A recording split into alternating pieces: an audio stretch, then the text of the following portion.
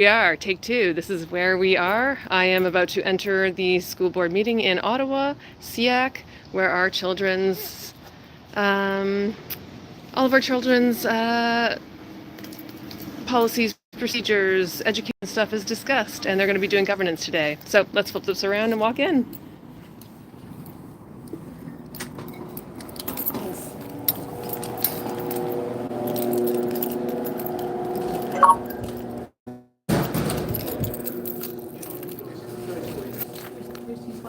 Two spots left. You guys want? I think you want to go in. Yeah, if I could, that'd be great.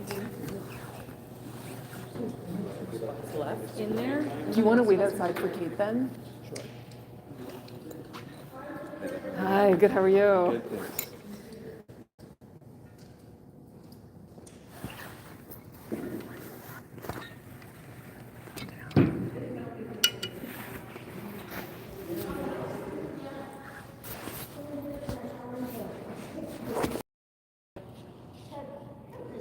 Oh yeah, do you want ID as well? Or just write it? There you go. Thank you very much. Front row seats too. Absolutely. And so, yes, we have a spot for two more people in the main room, and then we'll invite the rest out here so we can still observe the meeting. Okay. Yeah, that's no problem. So, it's up to you if you'd like to go into the room. Yeah, I'll go into the room. At gmail.com. Hi, guys. Right. Thank you so much. Okay, and Hello. Hello. if you'd like to go straight through to the... Sure. Thanks. Hi, how are you? Good.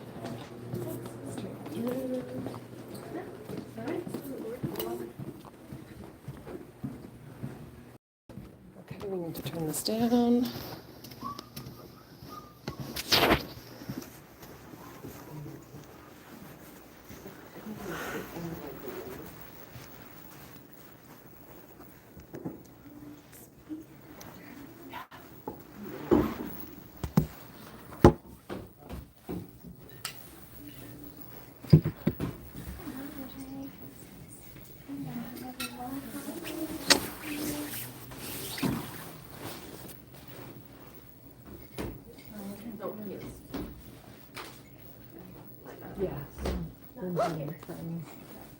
Yes.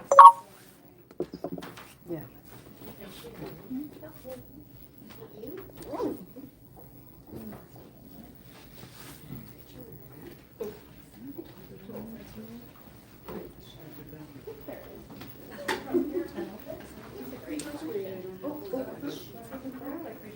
amazing. I've encouraged staff to move this into the boardroom. There's no reason why it can't be moved. It takes 10 minutes. There's lots of people who are new on staff. We've done it before. When this room has been completely full, you just move it. We have lots of smart people on staff who can press the buttons necessary to do it.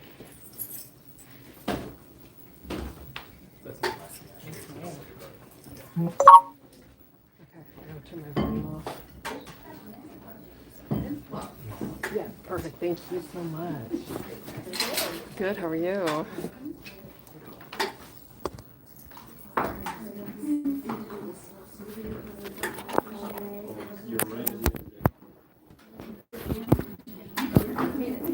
there we go.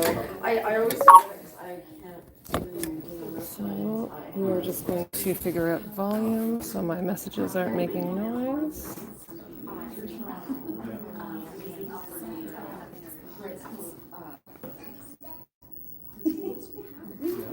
There we go.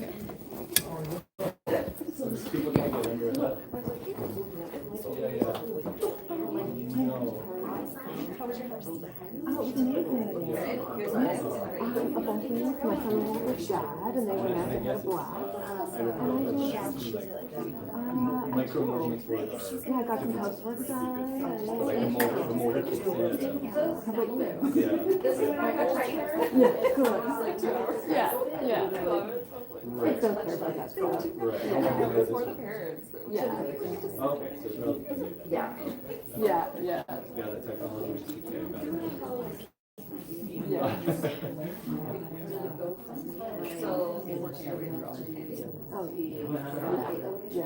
thanks. I'm actually thankful that they don't Yes. in my house. That's fair. Yeah. That's fair. Yeah.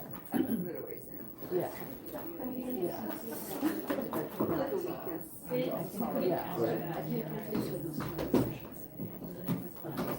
Oh, yeah, I see them, yeah. Oh, cool. I could imagine, yeah. Is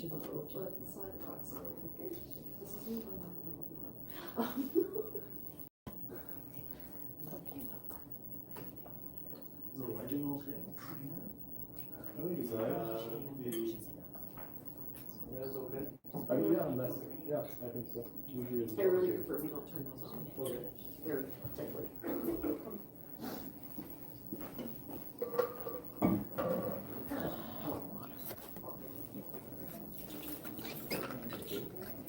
Hi Jesse, sorry Sue. Let's get it in there. How are you doing? Good.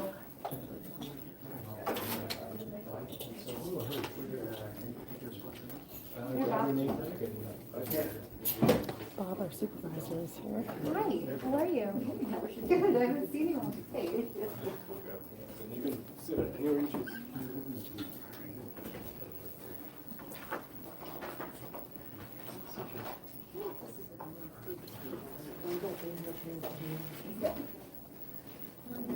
Good morning, oh my gosh. Good morning, I was just going to answer. Don't let it be morning. No, I was just gonna answer you. Like, Oh, hey, see, great, okay. okay. Morning, night, I don't know. Hello, Sue. Good. Come on, come on. I'm Sue. You guessed. Yes, what do you think?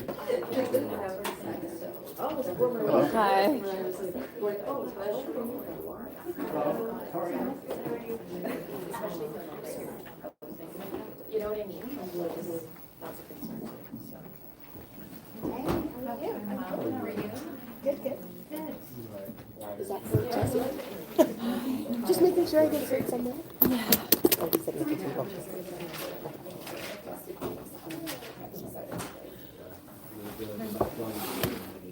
I'm live streaming right here, just so you know.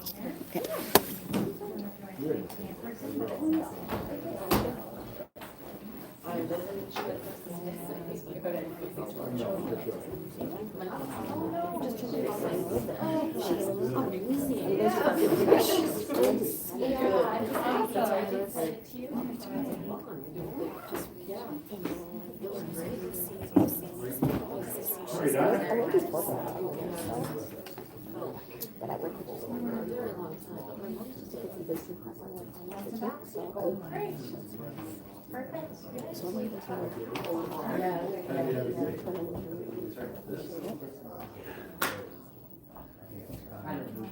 All right.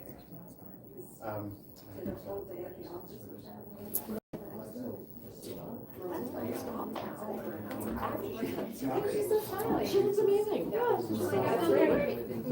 Good for her. Sometimes you feel nobody.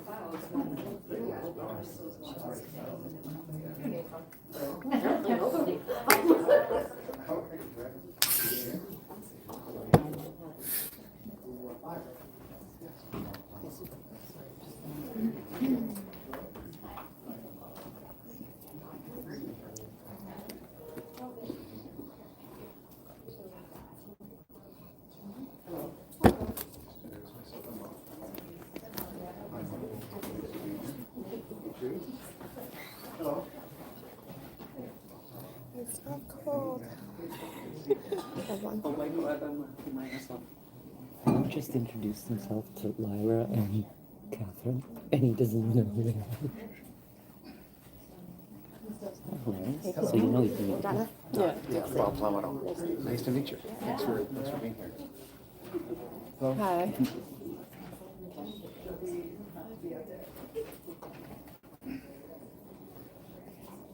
So there was this suggestion that we need the entire meeting to the Yeah, I know Diane, so the board has got stuff right now. We could talk about it. Right. So when you go, you need to go that way. No, actually, I wouldn't, but I just, she used to be in charge of that. And George Sears too. Yeah, it really was. Found him here. I love that.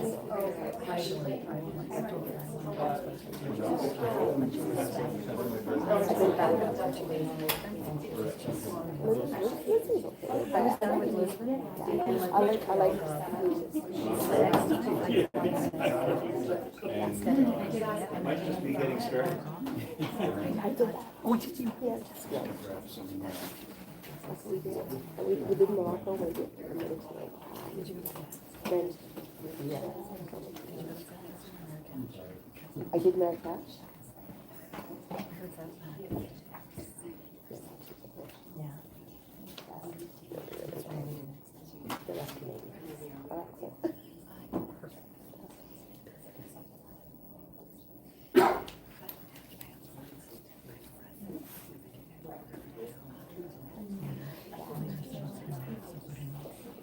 So what I'm trying to do, because the last time I went there, we stayed in like two shelters. Not here yet, so just She had a school activity. She had a school activity. Yeah. something more 10 days. Well, last time, yeah, I went in Tokyo first, so we're gonna fly into Osaka.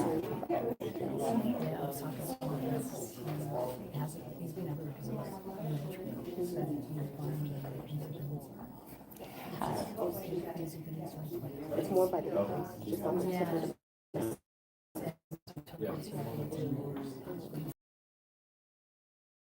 You took a picture of half my we're gonna do half an hour.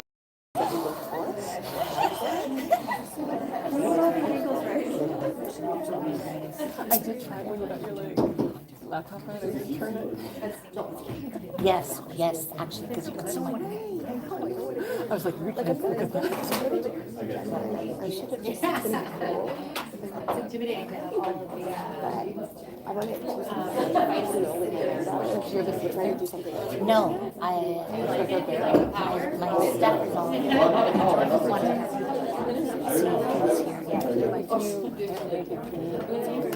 I've been told no. see, now I have my there. They think I'm a member of this committee. I told them. Well, that's what she said.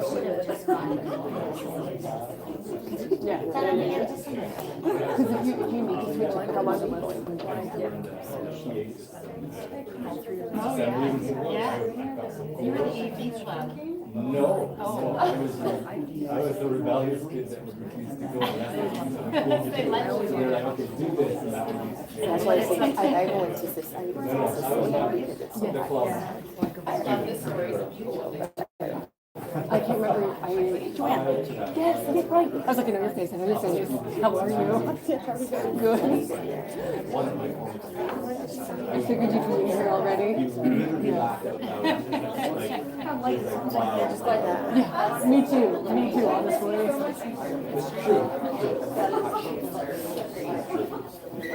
So there's 12 people out there who want to watch. I know. Yeah. No, they want to watch it in person. They don't want to watch it. I hear you. Okay, so what can't they do the table? so what do we have to do to make it happen? So we have citizens who have come here to watch a meeting that care about their community, and we're relegating them to sitting out there. This is unacceptable. So again, I'm not new to this board. We have in the past packed this room with people, constituents came, who were concerned about a particular issue, and this room was too full, and we simply moved it. It took 5 to 10 minutes. It's called respect. It's that simple. So The boardroom's not able to be set up tonight. It's not been able to be set up. So are you saying to everybody you didn't anticipate this would happen? I'm saying the boardroom can't be set up for tonight, but I hear your concern. Thanks. Why can't it be set up? We set up today. Well, I would never publicly question anybody's integrity, but I personally find it very hard to believe that the technology is not set up.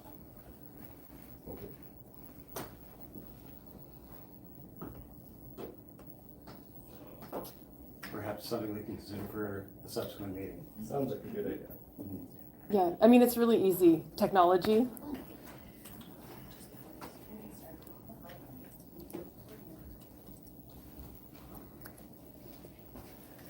Sorry, I got that. Oh, yes. Oh, no. I'm Susan Rabb, Hi, and Susan. I'm with OSSTF, and I actually get emails to come to these meetings, but I shouldn't, so I'm here as a member of the public. Okay. But Thank I am you. Thank you for being here. I'm happy that you're here, and it might be appropriate to come outside and say hi to all of the members of the public that are out there. I think that's a very good idea. Yeah, so, We got a couple minutes. Sure. I said hello on the way in, but I'm happy to do so. well, there's more people coming now. More people. Okay, sure.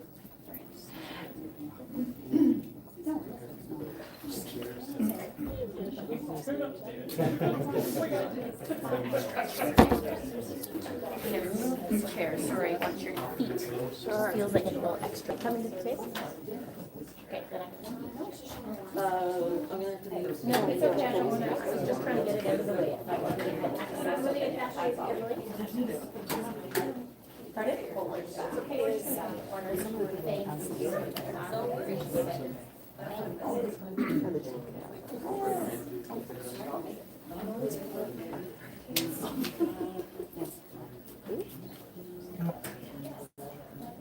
Jesse?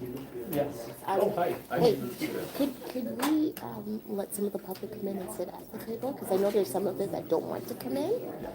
No? Okay, I'm just asking. I'm just throwing it out there. All right. Send it to Jen. I was gonna say, I don't think there's. Jesse who? What's his name?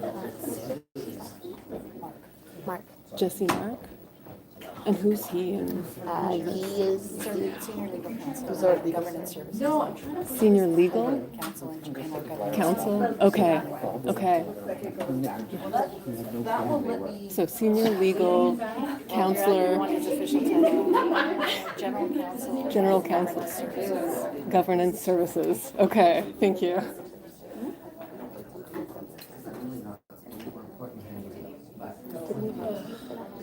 Jan? That's Darren. That's what I meant. Darren's name, Jan.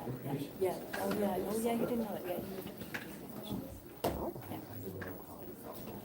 yeah.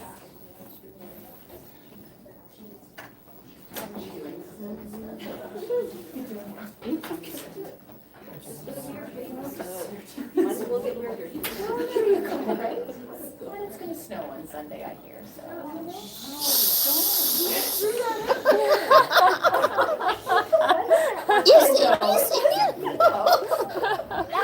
Have you seen the shape of Ottawa's sidewalks in winter? Right.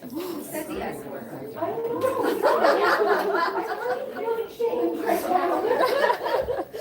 It's lighthearted shirt. It's gonna come whether we say it or not. Well, people love it. Some people embrace the snow. You know, it's not me. I don't mind it up until Christmas, and I'm like, I can go right. There's certain days that actually like. I don't like having to carry a physical snow shovel with me. A personal snow shovel? I carry a little portable snow shovel with me. Because it's true. Well, And I'm on the advisory, executive advisory committee for the city now. yeah, I was just gonna say the city does need to hear, because there are definitely They're areas. gonna get videos, is what they're going to get. I'm gonna be to work. Yeah, this is my experience. My Yeah. work was 300 trip to work turned into a fun. Oh my goodness.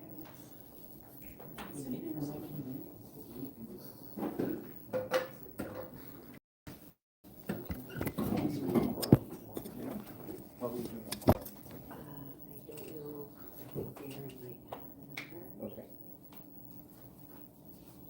I think we're quite a core.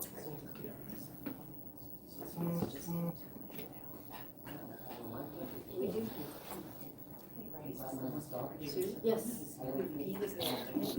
Yes. So that makes 7. What is it? Is that all voting members?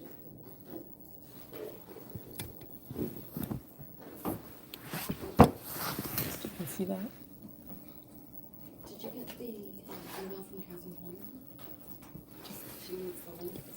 She's running behind, so she can listen. Okay.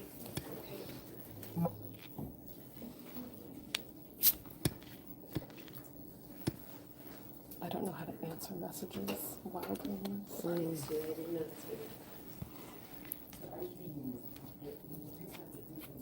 I don't know.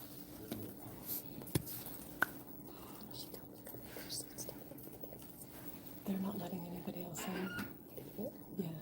Like, Donna had to go get my friend Kate to bring Kate in.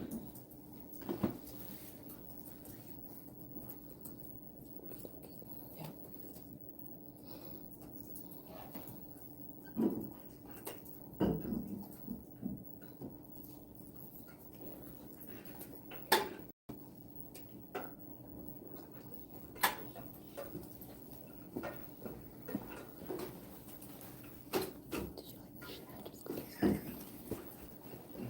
Was I too tall?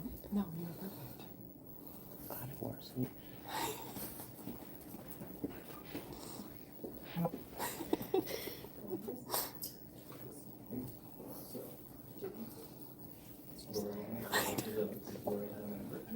Yeah, okay. 1, 2, 3, 5, 6, 7, 8, you. Okay, so I think it would be. I think we have 7. 8. Is Sandy, Lori? Sandy, no. No, not Sandy. Lorianne, Pete, Oh, sorry. and then Get everyone to turn their 1, 2, nameplates 1, so 2, that I can see them. 3, I have this on my. 3, 4, 5. We have 7. You want me to go and grab Tino and Austin? He's coming. Yep. They're coming. So then you can get started when you're ready. And, Heather, you can start recording.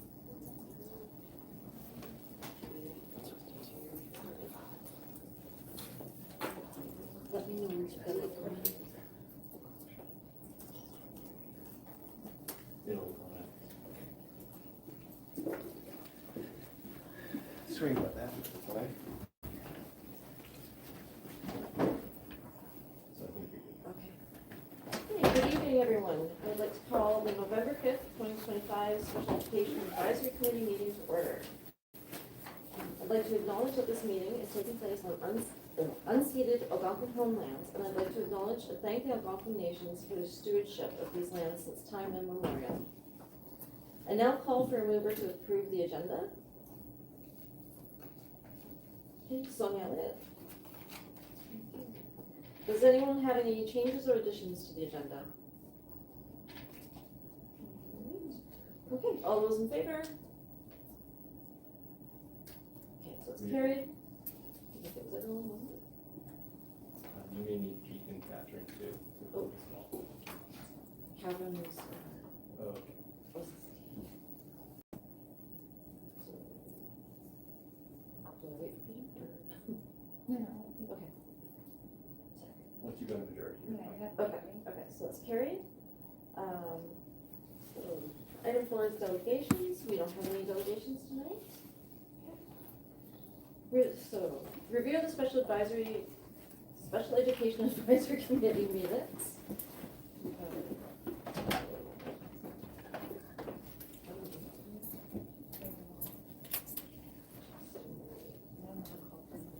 Okay, I'll now call for a mover to receive the minutes from October 8th, 2025 SEAC meeting. Okay, Lindsay? Okay, are there any errors or omissions? Okay, Anthony? I want to clarify, like for the new business in response to prayer regarding live streaming public meetings, that a point of clarification, it's not in regards to individual, but in regard to live streaming public meetings of the board. So, like, between parentheses of the board, and not individual, like individuals of the public live streaming. So, and that, as second, that's been one point. But a second point that I think I raised, that also, it might have got lost in translation, but the idea of post recordings, video recordings particularly, but with captions in my deliberations, that also being a query. If it's not clear enough, I could raise it as new business for tonight.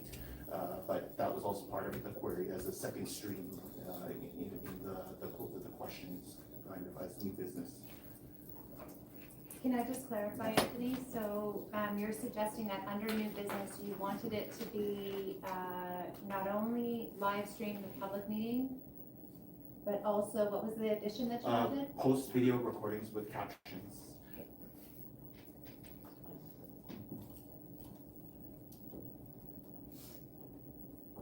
And that's of the board.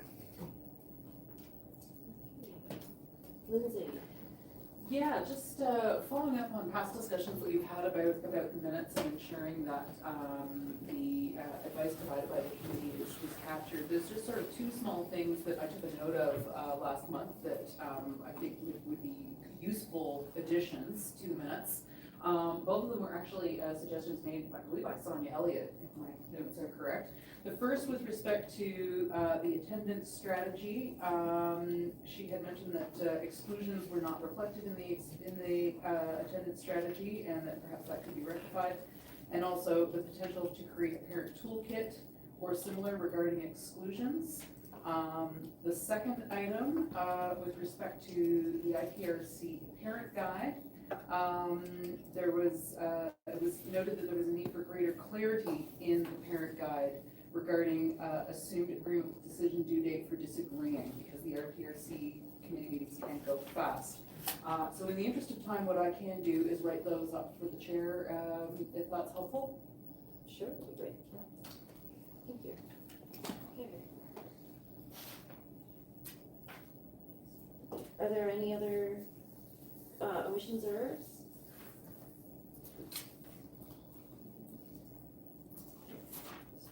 All those in favor?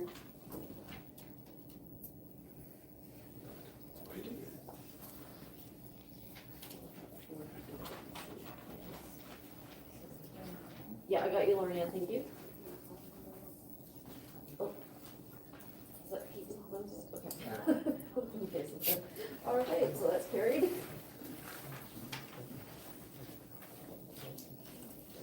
Forward agenda. The forward agenda has been provided for information purposes. Are there any additions or changes?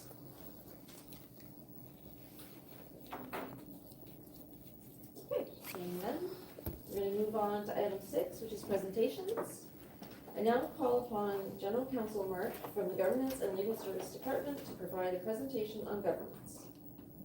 Thanks, Sue.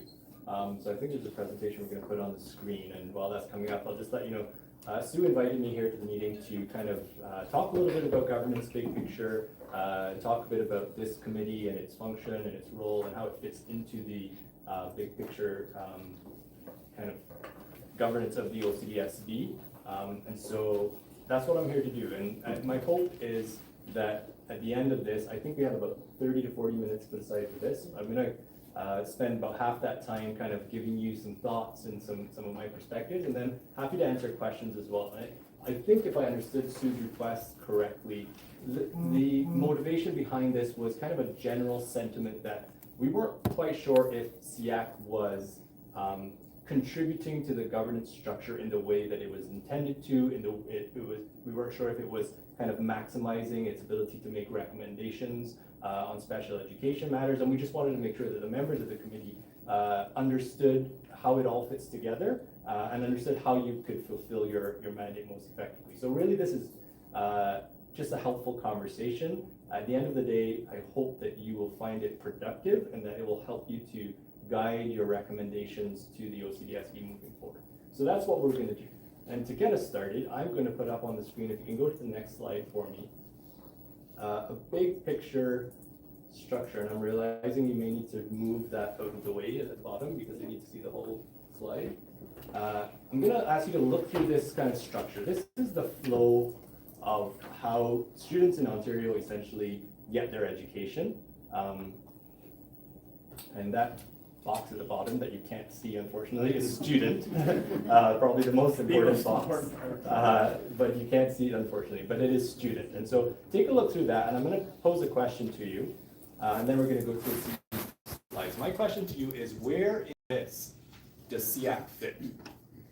Where in this structure does SEAC fit? Where would you imagine it fit? Does it fit between two of these points? Does it fit across multiple of these points?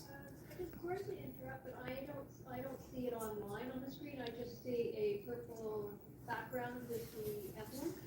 Okay, we're gonna make that shift, and we're gonna make sure you can see that. Maybe you can just pause for just a second.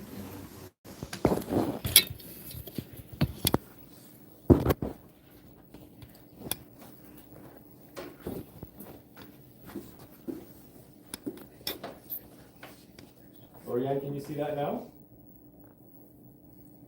Yes, I can. Oh, perfect, good. We're moving along. Technology. Okay, so you've had a look at the structure. You have the Ministry of Education at the top, and you've got the student at the very bottom, and somewhere in there, SEAC fits.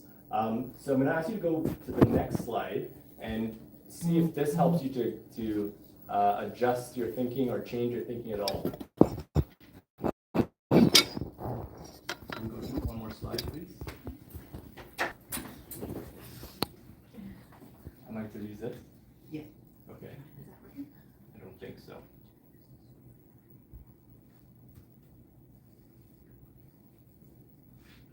There's 21 There we people go. outside. So let's stay there, and if we can move Lorianne out of the way. I'm sorry, Lorianne. We're not literally, your box is covering up some stuff. So I've added some labels here now to help you kind of guide your thinking. I'll try myself. Sorry, See if it works. Oh, I revealed the answer. Sorry, I was too fast. But at the school board level, we have the what and the why. That's where we decide what the school board is going to do and why we're going to do it. And at the green level, that's where we have the how. How are we going to deliver on the what and the why? And SEAC, as I've just revealed too early, sits at that school board level. But it is not, I've colored it differently over to the side of the school board, because the colored boxes, if you will, these are the folks that are doing education, for lack of a better phrase. These are the people that set the frameworks, decide what and why we're doing, how we're going to do it, deliver the education, and then receive the education. Over to the side is SEAC. SEAC isn't part of the actual flow of education. They're not doing education. They are advising on education. This is an advisory body to the school board. And much like the school board has advisory bodies, all the other layers have advisory bodies too. And these aren't all of them, but these are some thoughts to kind of ground your thinking. So the director of education has an advisory body that helps him to think about what he should do in the how. The superintendents have advisory bodies in terms of how they do their work. The principals have school councils, which are parents basically, advising on how they do their work. Teachers have unions to advise. Students have their parents to advise. And so what I want you to recognize here is where SEAC sits in this whole picture. Because where SEAC sits is really important for the work that SEAC does, and more importantly than that, for the work that SEAC doesn't do. And I think part of the request that I had from Sue in coming here to begin with was kind of an uncertainty at the committee level about where SEAC sits in this whole flow of education and how it can contribute. And so seeing that SEAC sits at that what and why level, at that policy level, at that strategic level, and not as a doer, but as an advisor to the board, that helps us to situate what we are going to be doing here at this table month after month over the course of a school year. So that's kind of the start of where we're going to, the start of my presentation, the kind of grounding for where we sit. Before I move on, are there any questions about that kind of situation or situating of SEAC at that level? Was that obvious to you when you first saw the flow? Was it Did it surprise you in any way? No comments or questions, which is fine. We can move on. But I think it is helpful to ground ourselves there. So let's move on then to what SEAC actually does. What is it that you are created to do, and how is it that you're expected to do that? So SEAC's mandate is actually not something that we get to decide at the local level, at the school board level. SEAC's mandate is going up to the very top level. You remember the Ministry of Education sets the frameworks. One of the frameworks they have set is that every school board must have a SEAC. And so in that regulation that establishes the SEAC, they tell us exactly what SEACs are supposed to do. We don't have to guess. We don't get to make it up on our own. We are told by the framework what our job is. And it's in the regulation. Feel free to go and look at the regulation yourself. If you're kind of policy nut like I am, read it. It's really quite clear. And there's 4 things the SEAC is told that it's supposed to do. And this is at every school board in the entire province. The first, and the one that we're going to spend the most time on today, is making recommendations to the board about special education. That's really the essential function of this group, is to make recommendations to the board, governance level recommendations. Remember, the board is talking about policy, it's talking about strategy, it's talking about big systemic issues facing the entire district. That's what the board is focused on. It's the what and the why of education. It's not the how do we go about doing that. It's the what and the why. The other 3 things that the SEACs are mandated to do across the province are what I would call oversight functions. And that's the participation pieces and the review pieces. So you're supposed to participate in reviewing the special education plan. You're supposed to participate in the annual budget process. You're supposed to review the OCDSB's financial statements as they relate to special education. These are oversight functions. And so I'm going to jump to the bottom there. There's a phrase that we use in governance. Noses in, fingers out. Noses in, fingers out. Noses in means get in there, ask questions. Why is this happening? How does this work? Explain it to me. And I think this body has done a lot of that, a lot of kind of questioning, noses in. But it's been unclear on the fingers out piece, right? Well, why are your noses in? Your noses are in to make those recommendations, the top piece. Right, so your noses are in the special education plan, the second line there. Your noses are in the special education plan. Your noses are in the annual budget process. Your noses are in the financial statements. For what purpose? To make recommendations to the board. Systemic level of recommendations. So what I put here at the bottom, and again, is we are a policy, and I say we, I'm myself as part of you tonight. We are a policy advisory and governance advisory body. We are not an operational implementation or advocacy group. That's what we're here to do. We're supposed to advise the board on policy. We're supposed to advise the board on strategic system level matters. Okay, so let's move on from there to how we do that. And we do that through the recommendations, as I mentioned. There's 4 pieces of making a good recommendation, and we're going to go through all 4, and then I'll show you some examples at the very end, so make sure that we're all on the same page. I want this to be practical. I want this to make sense to you. I want you at the end of this to understand, okay, here's how I do this. Here's how I as a chair do this. Here's how I as a director and a director's designate do this. Here's how I as a member of the committee do this work. So the first thing is you got to identify the issue. You got to figure out what is it at a policy level that we need to work on as a group of people who care about this. What should we work on at a policy level? What is the strategic or policy level issue that we should be working on? And we'll talk about how we identify those issues. Once we've identified the issue, we got to learn about it. We got to learn as much as we possibly can. We got to compile our recommendations based on something, not just based on intuition, but based on some kind of learning and accurate information about this issue.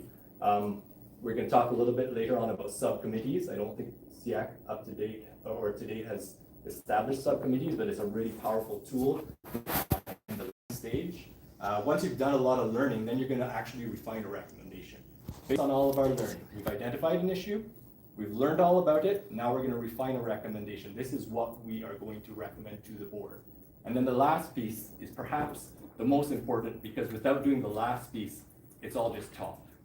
The last piece is to formalize the recommendation. I put some language there. And this is any of you sitting at this table who are a voting member of the committee.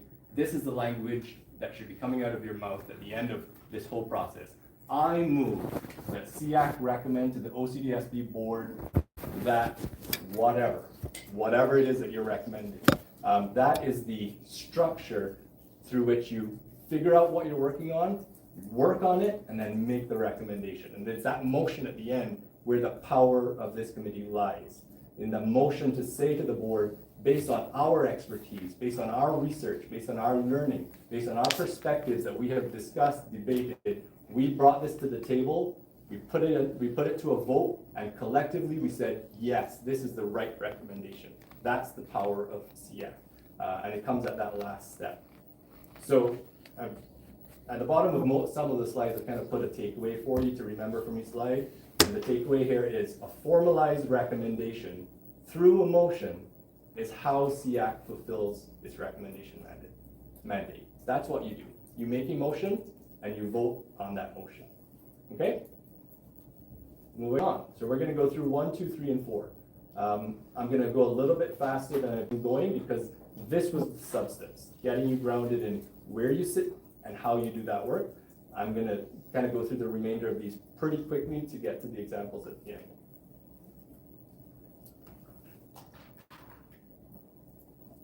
I think I'll need some help clicking through, unfortunately.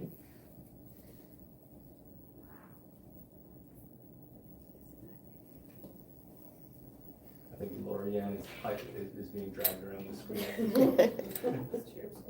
Okay, so first step was to identify the issue. This is all of our work, but really it's the chair's work. The chair's work is to set the agenda. And the agenda for the meeting should be focused on what we just talked about. The agenda for the meeting, for every meeting, should be focused on those policies, should be focused on strategic issues that are directly connected to your mandate. And the chair is also supposed to make sure that during the meeting, the people who are participating in the meeting focus on those issues. Analyze those recommendations at the end and make sure they reach the board. The director, usually followed by the director's designate, which is to help the chair. The director designate helps the chair. The director designate doesn't set the agenda. The director designate has obviously a lot of on-the-ground experience and knowledge of what's happening, so she's very helpful in helping the chair set the agenda and can identify the kind of big issues, but it's really the chair's choice in terms of what ends up on the agenda. That's why selecting a chair is so important and such a critical role. And then as a member, what's your role? Your role is to reach out to the chair and say, hey, I've heard about this strategic issue, this policy level issue. Can you please put it on the next agenda? Or can you please put it on the agenda for 2 meetings from now? Your role as the committee member in identifying the issues is to find those issues and ask that they be added to the agenda. And then obviously, once it's on an agenda, your role is then to learn about that issue so that you can make an informed vote at the end of the process. Okay, moving on. So we've identified our issue. Now our job is to learn and refine our recommendation about that issue. And I'm going to talk here about subcommittees. You haven't had subcommittees in the past.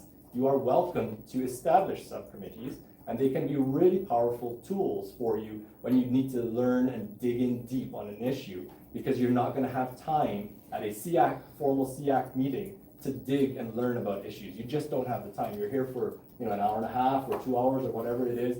You don't have time to dig into all of these things. So sometimes if the issue is complex, you need detailed analysis, you need to do more work on it, you can establish a subcommittee. And the subcommittee does that detailed work and then comes back to this body and says, hey, after all of that detailed work that we did, we think this is what SEAC should do. You delegate that work down to the subcommittee, and the subcommittee comes back here and says, this is a good idea. Here's how you can get this thing done. Here's a draft motion for us to vote on. And so I put an example of how you might do that there. And so I'll just read it out. And literally, at any meeting, anyone can move a motion like this. But if you're going to move a motion like this, which is quite substantive, you'll probably want to give the chair a heads up. Hey, I'm planning to make this motion. Here's my draft language. You'll want to give her kind of advance notice. But the motion might say, I move that SEAC establish a subcommittee to conduct an assessment of policy whatever on student transitions, let's just say, to review best practices across the province about student transitions, and to provide a written report to SEAC by a particular date with a draft recommendation for the board. And now that subcommittee is established, you can set members for the subcommittee, they go off on their own, do their own work. They don't have to wait for the next SEAC meeting. They can go and do their work and then come back to this committee with that report. So subcommittees can allow recommendations from the SEAC to the board to be robust and well-informed in a way that trying to do it all at a SEAC meeting is sometimes not possible. Okay, let's move on. We're at the final piece here, and this is my second or third last slide, I think. And these are the examples. This is stage 4. You'll remember stage 1 was identify the issue. Stage 2 was to really learn about that issue. Stage 3 was to refine that recommendation. And stage 4 is where the rubber meets the road, making an actual recommendation. So I've put 4 recommendations, 4 motions, if you will, up on the board. I'm going to be quiet for 2 minutes. I'm going to let you read each one of them, and then I'm going to ask some questions about them. And I may have slotted in something in here that is a bit of an anomaly, and I hope that you identify it and find it. So I'll give you 2 minutes to read what's up there.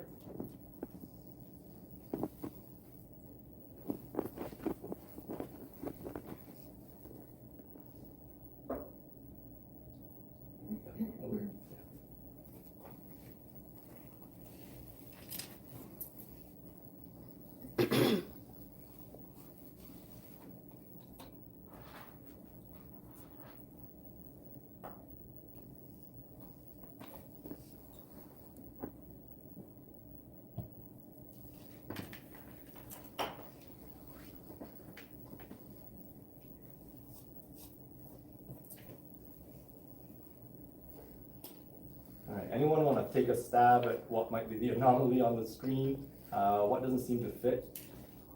What seems not consistent with everything else I've said tonight? Yeah. Well, that would be number 4. That would be number 4, thank you. So I'll click through. No number 4s, please, okay? Number 4 is that green row. You'll remember at the beginning when we did that structure, that green row was the operations row. That was the director of education. That was the superintendents. That was the staff basically doing the operational work. That's not this committee's role. Don't get sidetracked. Don't get distracted by what is really someone else's lane, because it's useless. It's really a waste of your time to start delving into other people's work, because at the end of the day, you don't have the power to change that. You don't have the power to do that. You do have the power to make very persuasive, influential recommendations to the board. That's your power. You should spend your time focusing on what you can actually do and where your voice can be actually heard. And I've at the end put another kind of reminder. The committee's voice is expressed through a vote on a motion.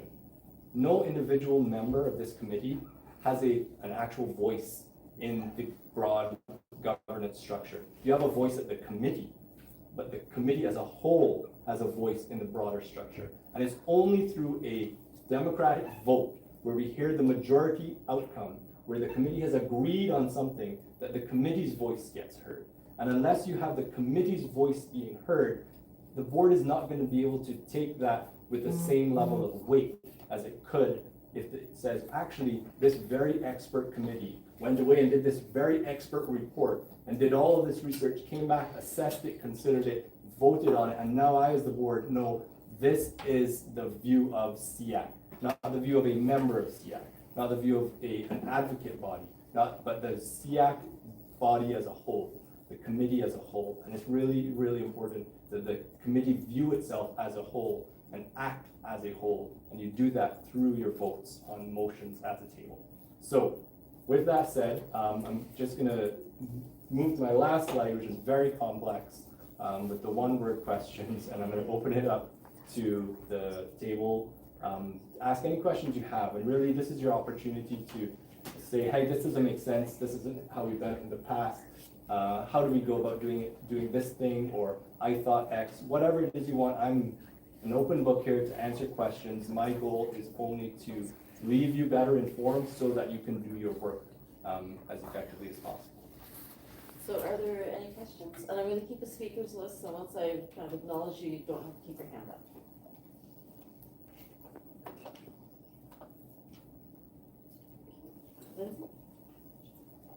Oh, alive, am I the only one so far? Okay, I thought I was gonna have a little bit more time to formulate my thought. Well, first of all, thank you very much. This is super helpful, and it is especially helpful in this. And I think that this, at least from I'm going to digest this for a while. I think this is really helpful. I do think that prior, in the past couple of years that I've been on this committee, I think that we have played in that central operations space quite a bit, but not in a formal way. I think that we've been given the opportunity to weigh in on things, on say, parent guides, for example, and to provide advice, and it's not formal advice, it's like, these are improvements, and I mean, you can take them or you can leave them, but, we think that these are ways to improve your product. We've done quite a bit of that. And I think that also we've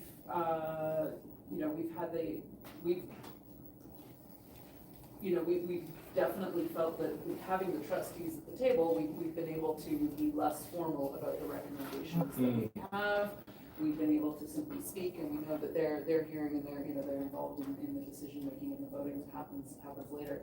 So I think that this is very helpful information for us to have at this time. Thank you very much. I'm suspect that all of us committee members are going to have to sort of have a rethink about how to operationalize this and maybe shift the way that we do things. So really, not a question, but a bit of a random comment, but thanks again. Yeah, if I can pick up on one thing that you said, which is, I think you're right. From what I've heard, and from my understanding from Kate and from Sue, is that you're right. I think this committee has really been in the central operational realm, kind of advising Kate and advising, the operational team, where that's not really the function. And so if I could suggest a filter that you could ask yourself, when something comes to the table and when you're asking for something to be put on the agenda, and quite frankly, when Sue and Kate are building the agenda, the question should be, is there a policy about this? And if there's a policy about this, that should be the focus, right? Because the board manages the OCDSB, governs the OCDSB through policy, right? And so that's how you have your impact. You have your impact through changing policy, adding policy, rescinding policy, and I'm sorry, the examples aren't on the screen anymore. I'm happy to share this presentation with everyone, by the way. But you'll see that some of the pieces there were about adding a policy, rescinding a policy, amending a policy. Those are the key things that this committee should be recommending. Change this policy. Add a new policy because there's a gap here. Rescind this policy. This is an old way of doing things. This is not the way we do it anymore. That's really what you should be looking at. And if you're not focused on a policy, then you should be focused on one of those noses in questions. Noses in on the special education plan. Noses in on the special education budget. Noses in on the annual budget process. So if you're not in the policy world or in one of those areas that the regulation tells you should be noses in, then you're in the wrong territory. So ask that question when you're looking at your agenda. And quite frankly, I looked at your agenda for tonight, and maybe you want to ask some of those questions about your agenda tonight, right? Maybe we want to reset some of those things. And sometimes there's gray zone, okay? This isn't like a hard line. You're never going to know for sure on some issues. There's going to be bleed between operational and governance. But as best as possible, I think a filter that's helpful is there a policy about this? And if not, then maybe we should talk about creating a policy about it. And if there is, how can we change that policy to achieve the thing that we're talking about? So how does it work when we're presenting your financials? So I'll be frank, I'm good with numbers. It's very complicated to understand. Special education funding is super complicated. It just got changed a year ago. So we've got to learn it again. So when financials are presented to us, where's our role? Like I get it, I'll read it, we'll ask questions, but where do we go from there? If we see something that's, maybe we think that's particularly lacking, or like where do we go with financials and how do we deal with with that information that's presented to us? Yeah, it's an excellent question. And so when it comes to finances, the role of, and this is the role of the board as well, not just the committee, but the role of the board and its advisory committees is an oversight role for when it comes to finances. It's making sure that the money is being used appropriately and that where there is some discretion, that the discretion is being used towards the strategic goals that the organization has. And so from this committee's point of view, your questions are going to be about where the funding formula says, for example, and you won't know exactly what that is, but you can ask Kate for information on that, where the funding formula says this money is supposed to be used for special education, you should be asking, is that money being used for special education? Show me where in the budget it's allocated to special education. And where there's discretion, and oh, well, we have a strategic priority for something to do with special education, where have you allocated your discretionary budget to fill that strategic obligation or that strategic commitment?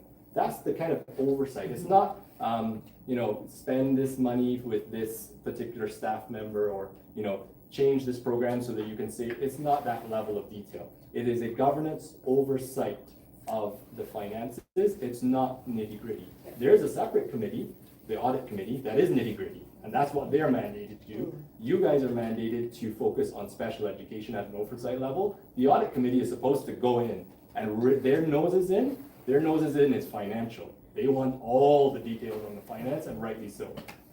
Your nose is, as I said before, special education plan, budget specific to special education, budget process overall. So if you look on the screen, there was one of them that I put up there, I think. Yeah, so number 2, I moved sorry, can we go back to the slide that was before? Going the wrong way. All the way at the end, second last slide. Okay, so number 2 there. I move that SEAC recommend to the OCSB board that the 25-26 special education budget include a dedicated allocation for professional development for all secondary school administrators to support the expectations of the inclusion policy. All of that's made up, by the way. This is just fictional. But the point is you have a strategic priority that this committee has said, we think this should be a strategic priority for the OCSB. That strategic priority is professional development for secondary school administrators. So we're going to recommend to the board at a strategic level that it allocate money in its budget for that. That is how this committee contributes to the budgetary process. Does that make sense? That's helpful. Yeah. Melcher's next. I don't know, I hope this is relevant to your presentation. I'm just wondering generally, obviously the committee gets information ahead of time, like the agenda, any reports, summaries, that type of thing. Obviously we get the minutes, but what is available to the public on the board website?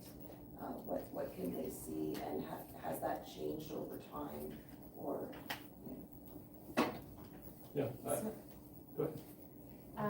Specifically with regards to policy and procedure, all of the policies and procedures are available on the board website. So that's that. In terms of special education, there is a special education button on the website, and so underneath that, you'll find all sorts of information from mental health. We have a mental health page, and then we have the kind of the things that go into IEP, IPRC processes, a flow of how to work with your school-based team.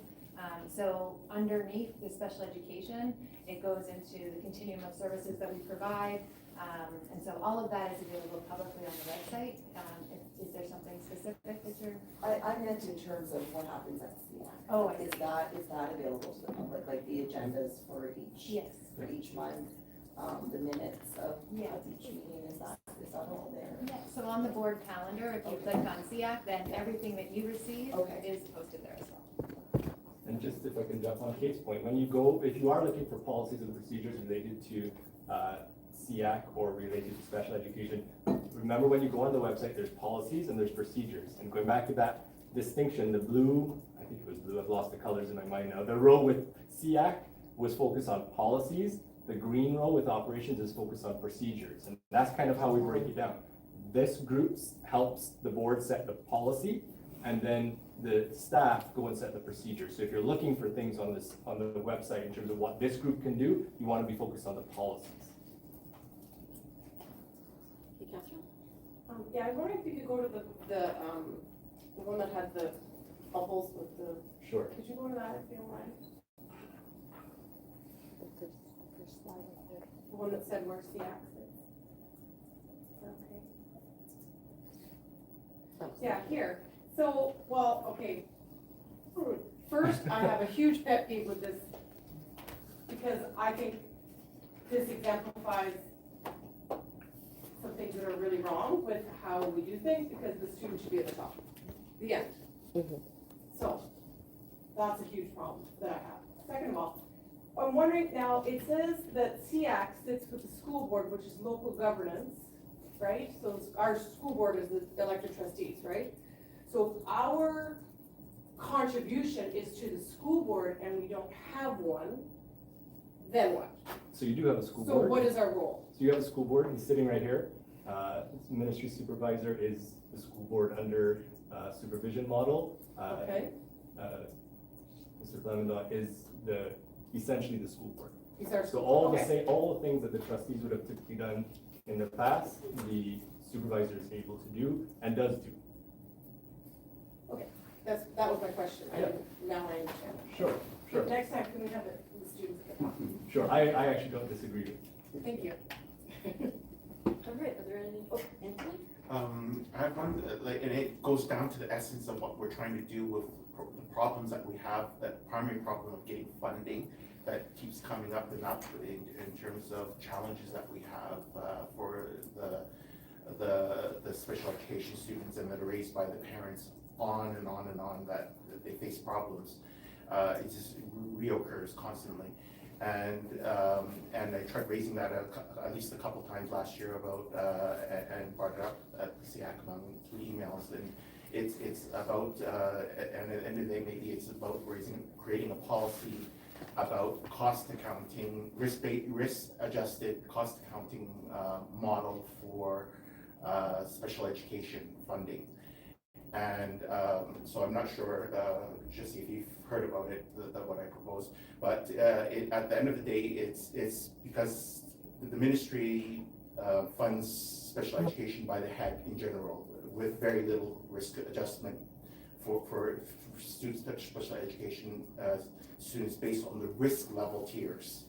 And that's problematic because in reality, there's a lot of risk for each level of tier, the students based on their risk levels. And my work experience and my training by profession is risk management. I worked on $100 billion projects and stuff. So it's for me, when you look at, yes, like on my side here, mentioned that when assessing students, it's by disability, you treat each student as equal regardless of the risk tier at the base level here in practice. But in reality, you have very high levels of risk versus lower levels of risk. From a sport level and from even a ministry level, there's risk there, high levels of risk. If you have a student that can run into the street and be by themselves and get run over because they have mental health issues or whatever, whatever issues, and they end up getting run over or lost or that kind of thing, or other issues in the classroom, they get hurt because they have self-control issues. They hurt another student or a teacher to the point of no return or severe disability. Those are liability issues. There's tort, and that there is risk involved. It's not no equal risk at the end of the day, and it can lead to court challenges at the end of the day that are systematic. And so at the end of the day, there is something where and there's cost to it too. It's not just a question of liability. There's a need. At the end of the day, there's a disability and medical need for these students that need to be helped. So there's three different columns of requirements there that are, from a risk perspective, that need to be met easily, if not more. And looking at that, that needs to be studied and addressed from a ministerial level, board level, a systems level, and from a student level, and from many different angles. And it's a very complex issue. And even if we were to be studying it from a subcommittee level, it needs to be studied not just at one board, but across many boards. And big boards, it could be small boards, but I believe more than just one board, because we have to work together as boards, understanding how different boards do their cost accounting and work with the ministry together to make sure that if we're to adopt a risk-adjusted cost accounting model, that it's compatible with everyone else's, because the ministry has to work together if we're to adopt something in working with the ministry, it needs to work together with other boards. So it's a complex issue, but it is, I believe, would be a number one priority in terms of problem for facing us. If we're going to make any big change of anything, it would be that could make a difference for what we're doing. So a lot of what you just said was well outside the scope of what we're talking about here, but what you've done is done a great job of exemplifying step one, issue identification. You've identified an issue. What we don't know after that is whether or not the rest of the committee agrees that that is an issue that this committee should be focused on. We don't know. So in order to figure that out, what you should do is after this meeting, reach out to the chair and say, I'd like to add this to an agenda in the future, right? And see if it comes up. You can discuss it with your fellow committee members. The committee can vote on whether or not it wants to make this an issue and whether or not it thinks it needs to establish a subcommittee, and then you go through the rest of the process. But everything you just said, I don't know. It's not my expertise. I'm not going to suggest that I know the answers to what you just described, but you've done a great job of that first step. You need to now move through the rest of the steps in order for this committee to do its work. And you do that by getting the rest of the committee on board with what it is you're describing. So I'm not saying that you're wrong or that I disagree with you at all. All I'm saying is that if I'm grounding what you just said in this conversation, which is how does this committee do its work, you're only at step one, and you need to now move through the rest of the steps to see if the rest of the committee wants to work with you on this matter. Okay?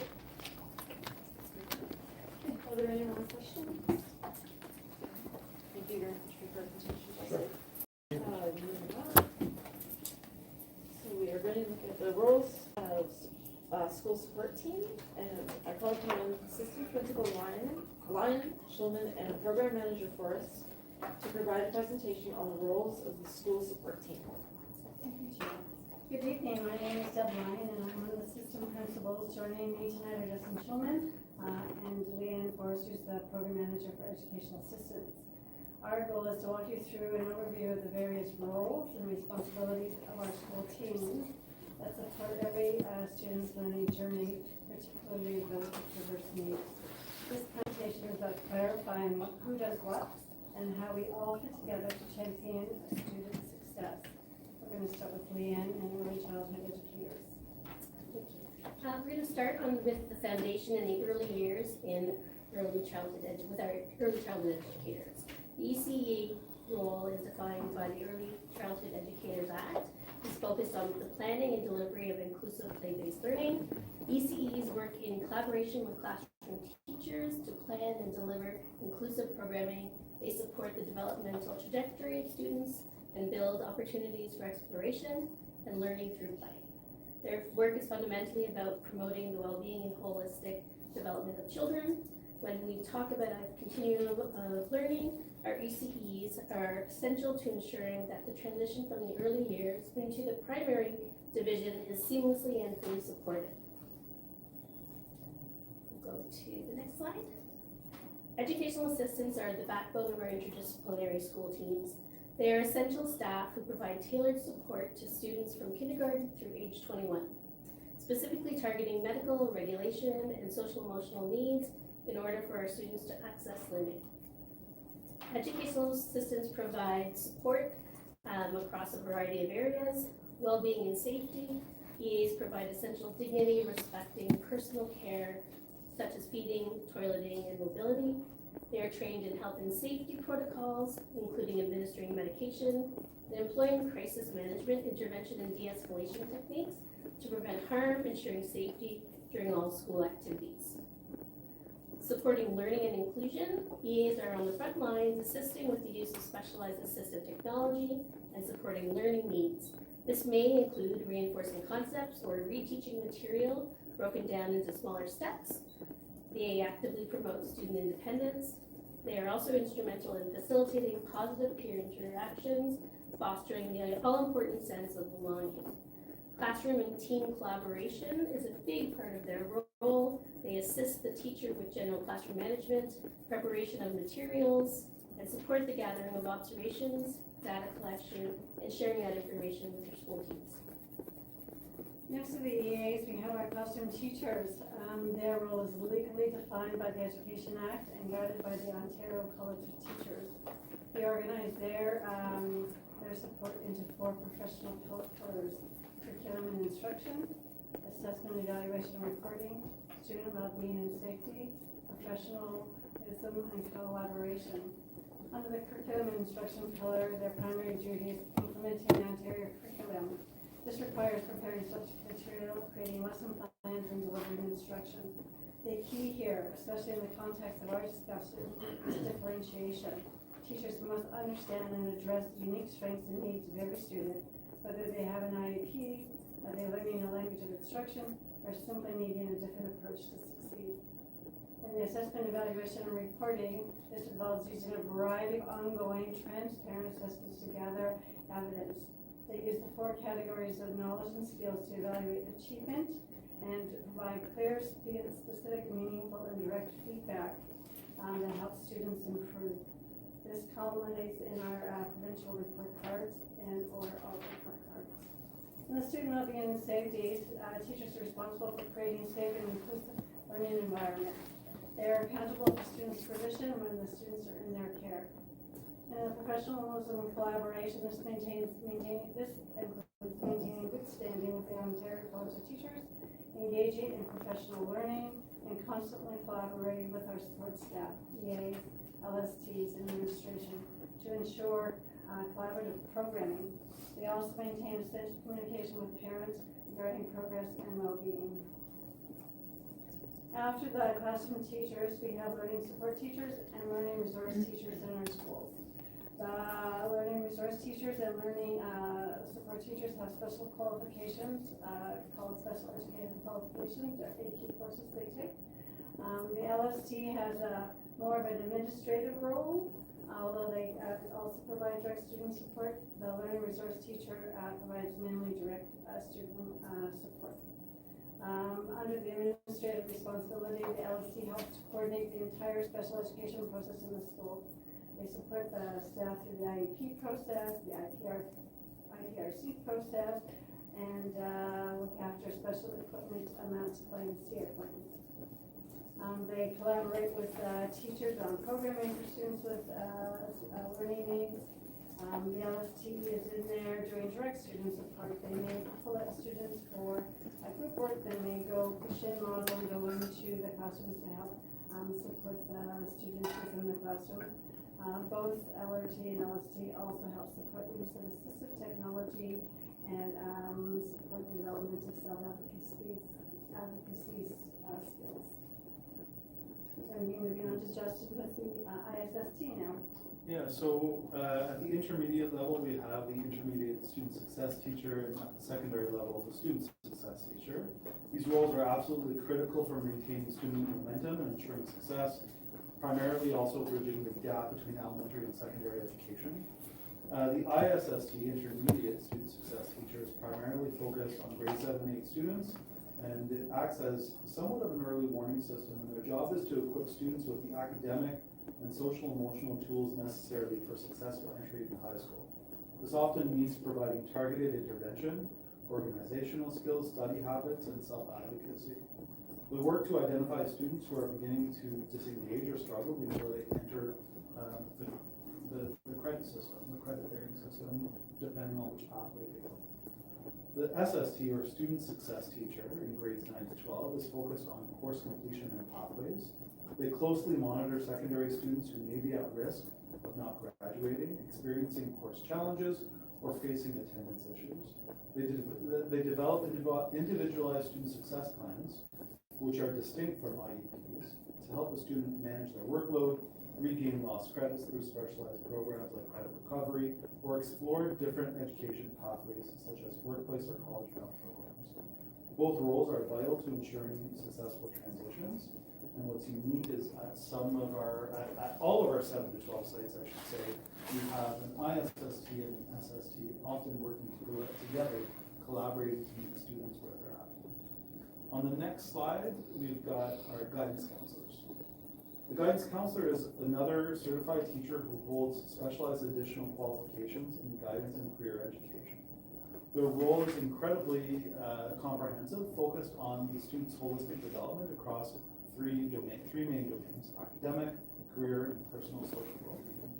They help students navigate course selection, explore secondary options, manage personal conflict, access mental health resources, and ensuring they are well supported as they make key life decisions throughout their secondary school career.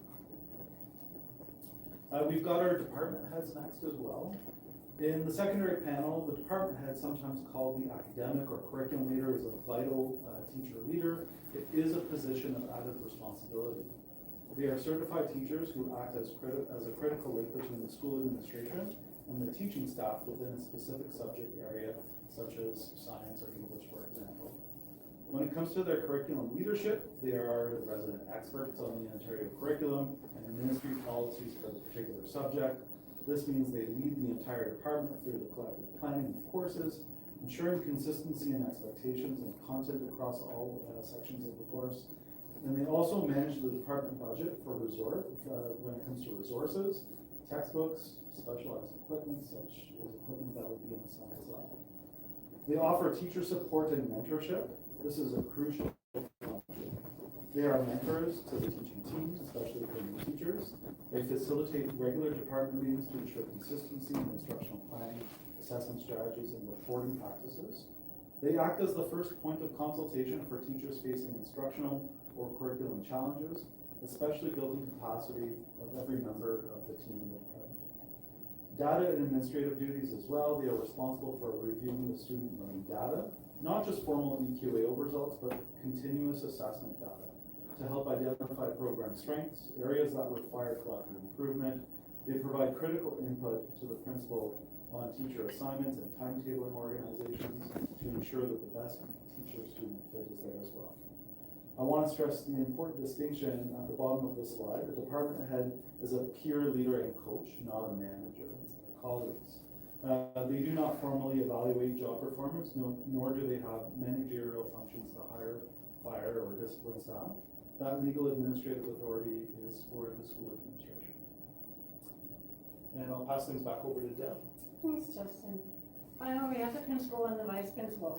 The principal is the ultimate authority for the school's operation, but their role has evolved far beyond school management.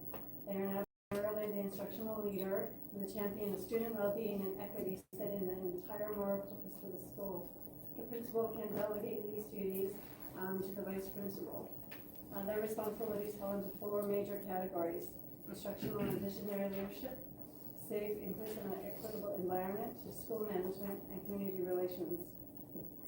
Their most critical role is improving student achievement and closing achievement gaps. They coordinate instructional programs, ensure curriculum alignment, and actively support staff development and coaching. They lead the entire school team in analyzing student learning data, adjust strategies, and to meet improvement goals. They're the authority on school safety. This includes enforcing discipline policies and coordinating emergency procedures. They ensure all the legal requirements for students with special education needs, including the proper implementation of IEPs, are met. They are accountable for fostering an equitable and inclusive school culture. In terms of school management, they manage all school personnel, hiring, appraisal, and scheduling, and are accountable for the school's budget and the allocation of all resources, financial and human, in their school. They also act as the main person between the community and school council and coordinating service with external partners like health agencies and SHIO. In short, the principal sets the high-level vision, manages the operational complexity, and ensures every decision supports the ultimate goal of high achievement and well-being for all of our students. Next slide. Any questions? So I'll just jump in really quickly to say that we see this as a bit of a twofold presentation here. So we started this month with the role of our school-based team, and next month we'll come and kind of speak more about some of the roles of the central team. So just wanted to kind of give you that note that I can anticipate next month a similar presentation around the role of our multidisciplinary team members. Is there any questions? So I wanted to, I think it's very clear that at the model for the LRT and LST, that is the elementary model in secondary. So in secondary, there is only an LST, and the LST does all of the administration, the assessment, like the testing for students. They do all the applications for SEAC, for referrals to things, for to different programming and that type of thing. They're writing the IEPs, they write all the IEPs, and they're doing also the clinical referrals, things like that. They do and then they, on top of all that administrative stuff, they also do the push-in for literacy, the push-in model in terms of supporting numeracy and literacy in the classroom. They're doing direct literacy instruction, such as with like the UFly is currently what we're using right now. They have small group or individual assistance, and they have to do all of that. Whereas at the elementary level, it's differentiated. So I think that's an important distinction when we're talking about the LRT and the LSTs.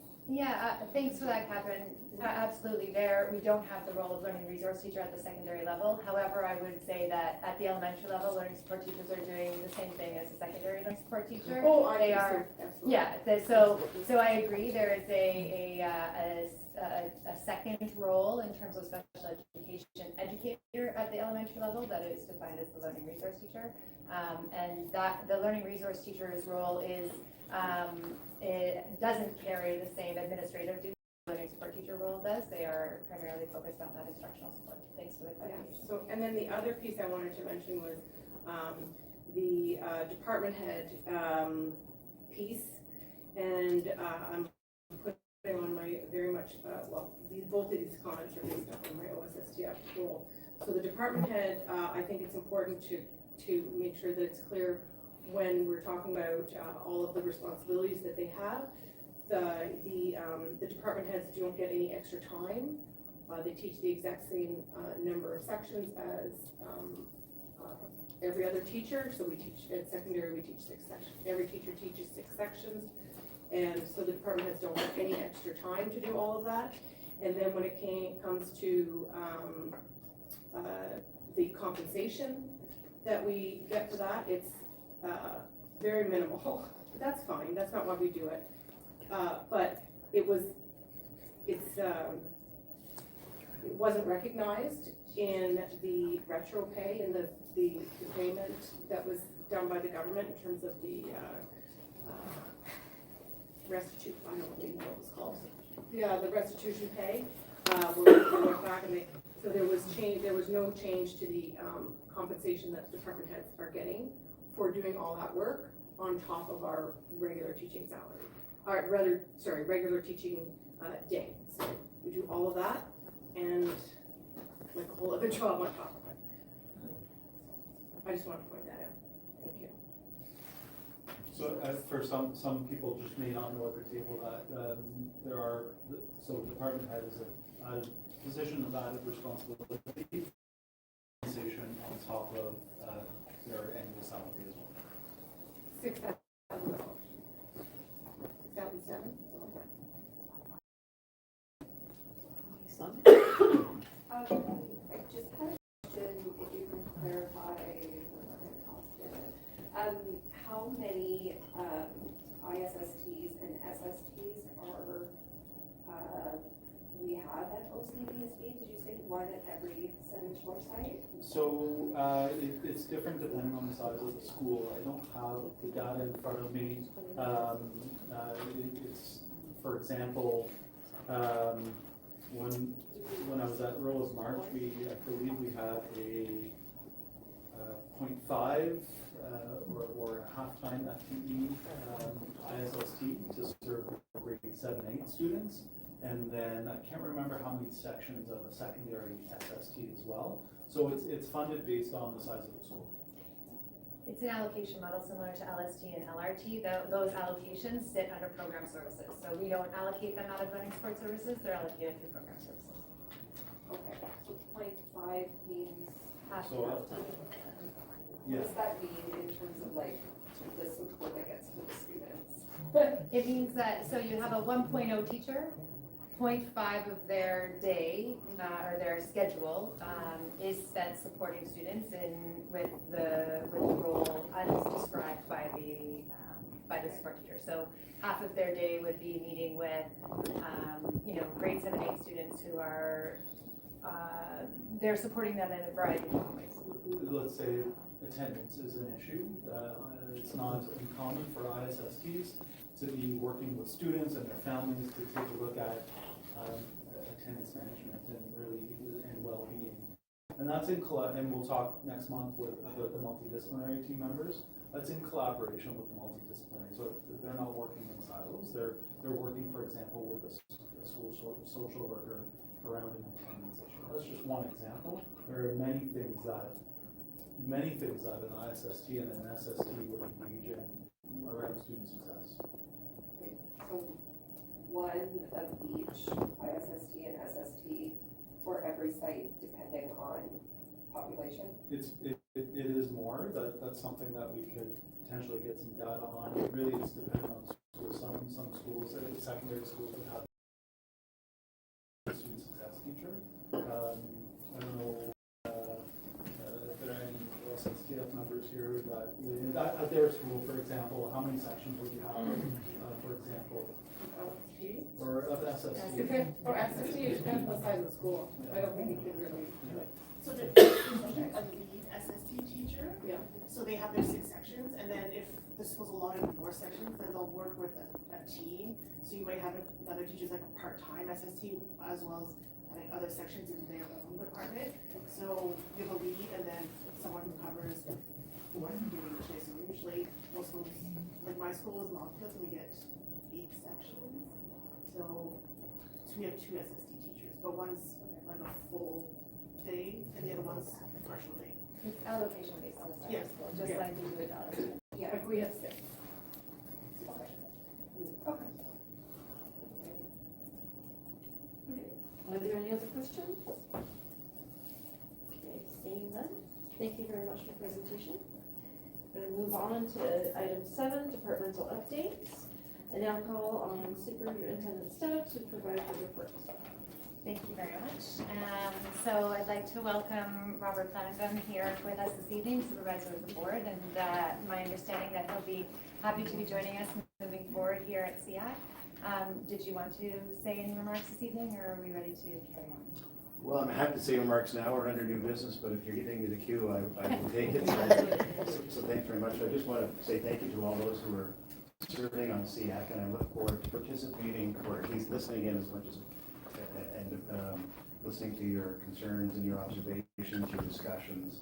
And I look forward to receiving your recommendations, which I will certainly act on as I know they'll be well thought out. And so I'm looking forward to that. But that's not where where I begin and end on special education.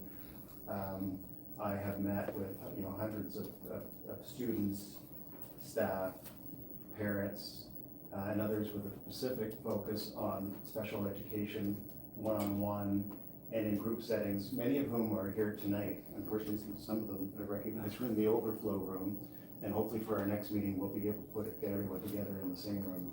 So, so that gives me a window, more on operations. And when I hear about operational issues and challenges, the first people I go to Kate and I go to Pino or others in the group to say, you know, here's an issue that seems to be emerging in a particular school, or, you know, and it may be that it's something that they can follow up on and fix, or maybe it does flow up to a policy issue.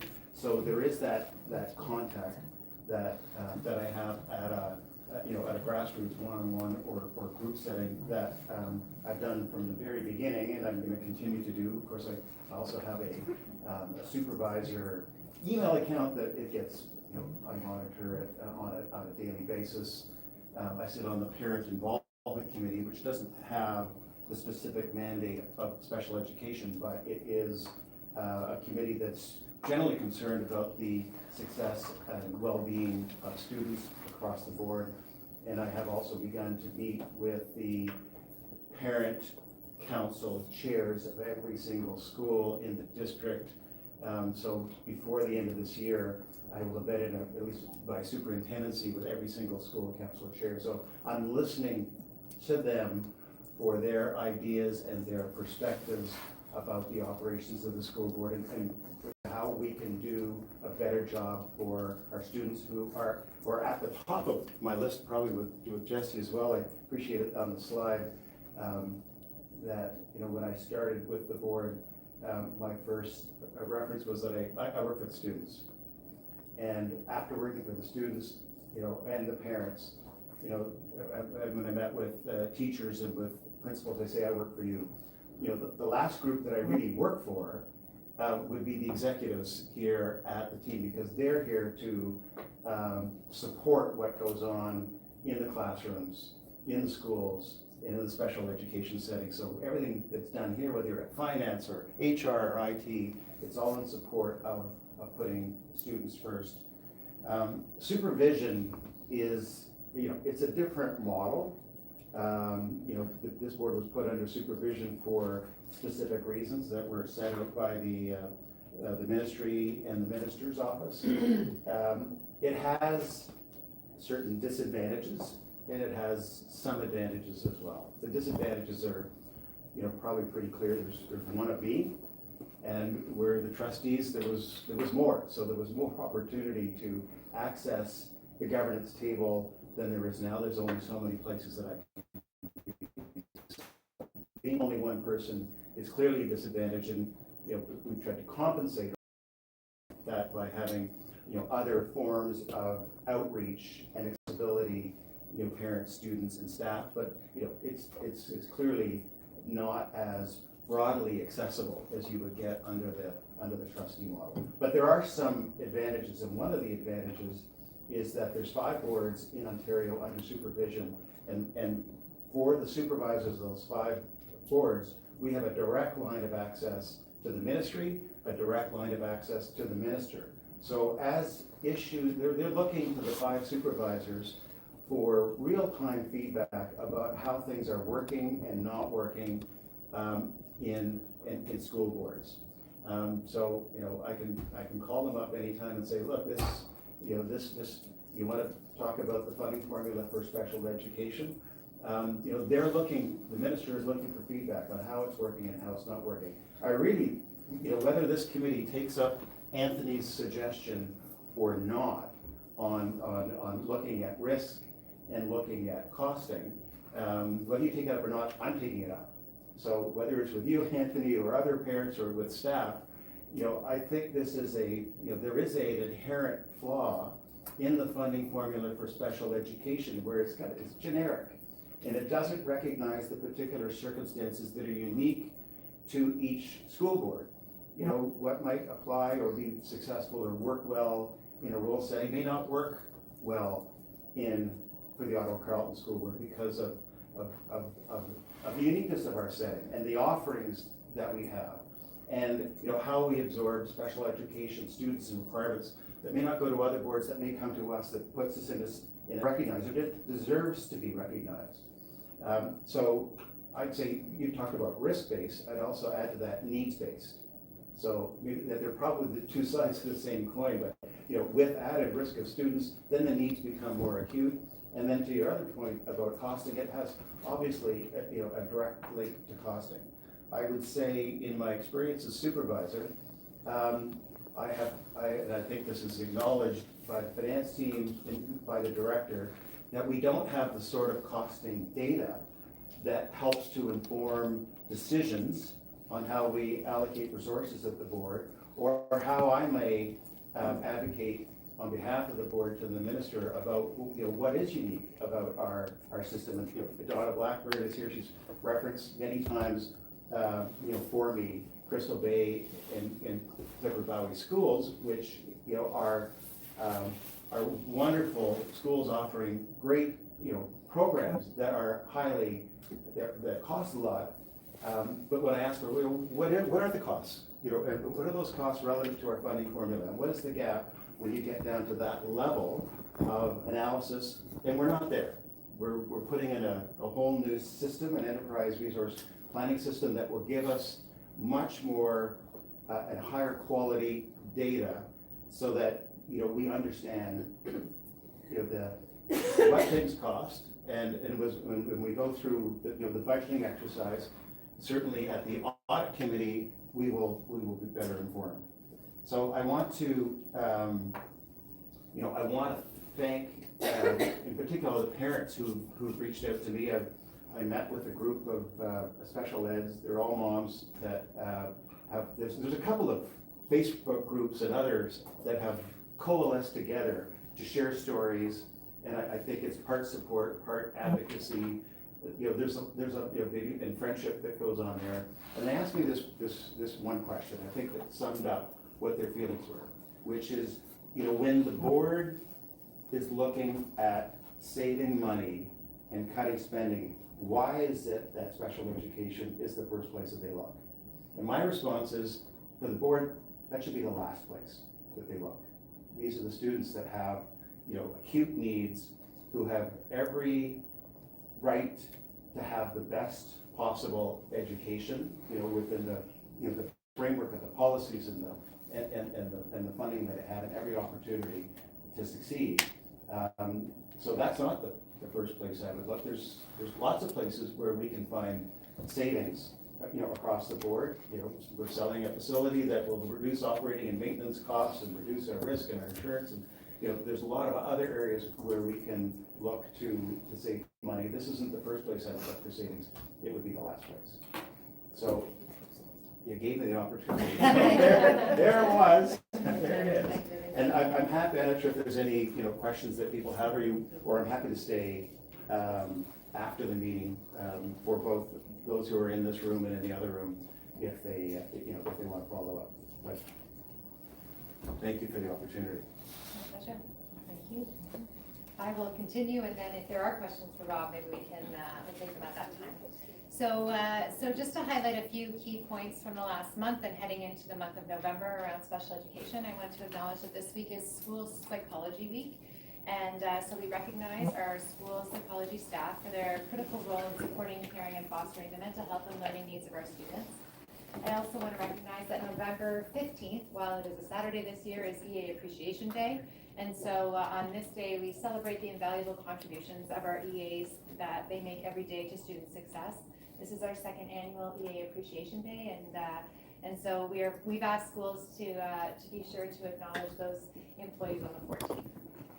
EAs create those supportive environments where students build confidence and champion independence, and their work is essential and profound to the positive experience that it affects the lives of our students each and every day. Last week we had the opportunity to have our department meeting, and so we bring together our entire department.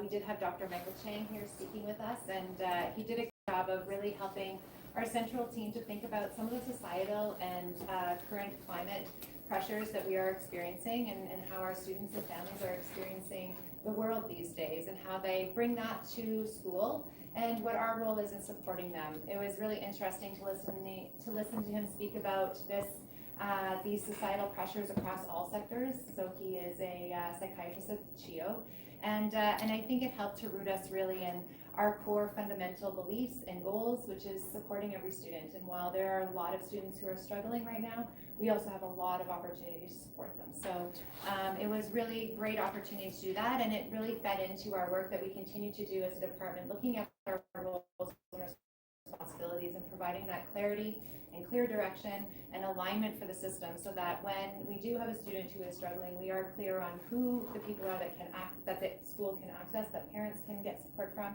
and can really be able to provide a clear distinction between what each of our roles is being. So we continue to do that work, and we'll continue to bring that information forward to SEAC. A couple of key dates to highlight for you. We do have our transition planning fair for youth with intellectual disabilities coming up in the near future, Tuesday, November 18th. This is a partnership that we have with the Ottawa-Carleton School Board, and we invite youth with intellectual disabilities and their parents and caregivers to come to Confederation Education Centre between 5 p.m. and 8 p.m. It is a fair style, so there are booths set up throughout the facility where service providers in the Ottawa region are set up, and parents and youth can come and learn about the programs available to support. That includes service coordination, Developmental Services Ontario, some community day programs, recreational programs, sports, housing, family networks.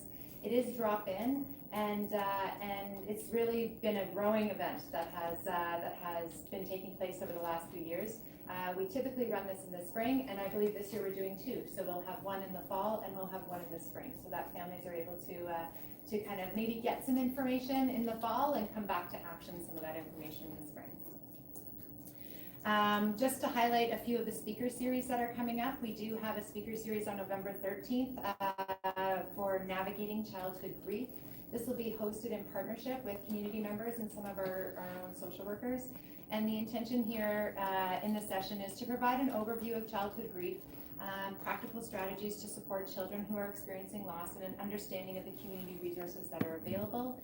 That is on Thursday, November 19th from 6 to 7:30. Information is on the board website if you're interested. And I'll highlight a couple of other speaker series that is supported through our Program Services Department. That includes on November 20th, exploring the International Baccalaureate Diploma Program. So that is a 2-year program. Educational experience for students who are 15 to 18 years of age. We have that program in 2 of our high schools, and so students who are in grade 8 going into grade 9 are invited to apply for next year. An information session will be on November 20th.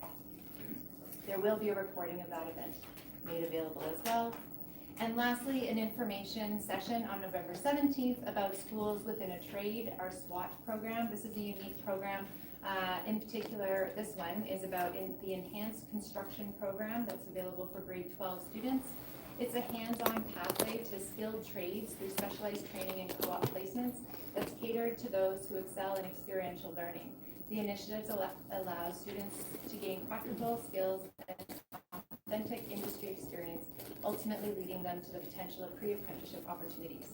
So this is being hosted at the local 9-3 Carpenters Union, and it is an invitation to secondary students and their families to go in person to experience the evening there. It's November 17th from 6 to 8 p.m. Again, all the information is on our website.